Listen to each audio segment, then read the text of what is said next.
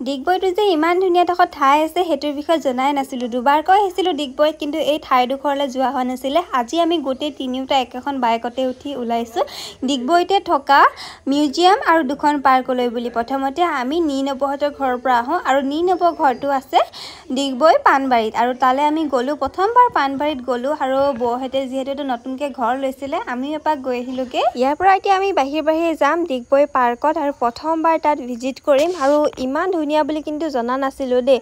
আৰু প্ৰথম মিউজিয়ামত গৈছিলোঁ, কিন্তু মিউজিয়ামৰ মানুহখিনি যিহেতু ভাত খাবলৈ গৈছিলে 12টাৰ পৰা 1টা বজালৈকে তেওঁলোকৰ ছুটি টাইম থাকে, আৰু আমি আকৌ আহি গ'লোঁ এতিয়া পাৰ্কত। আৰু এতিয়া ব'লক আপোনালোকক পাৰ্কখন দেখাওঁ, লগতে ইয়াত কি আছে সেইবিলাকো দেখাম। পাৰ্কখন পিছে একেবাৰে অকণমানি, তথাপিতো কিন্তু এটা সুন্দৰ গাঁৱলীয়া পৰিৱেশো আছে, আৰু গোটেইখিনি আপোনালোকক দেখাবলৈ চেষ্টা কৰিম ব'লক।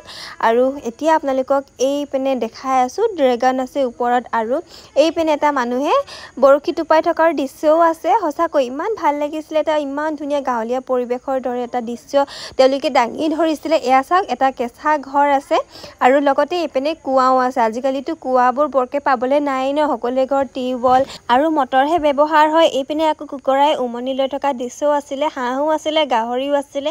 মোৰ যে তাত গৈ ইমান ভাল লাগিলে, আৰু এয়া খেতি কৰা দৃশ্যও আছিলে, লগতে ইমান ডাঙৰ এটা ছাগলীও আছিলে। আপোনালোকে বাৰু কোনে কোনে ইয়ালৈ আহিছে প্লিজ কমেণ্ট কৰি জনাব। আজি ভিডিঅ'টো ইমানেই, বাই।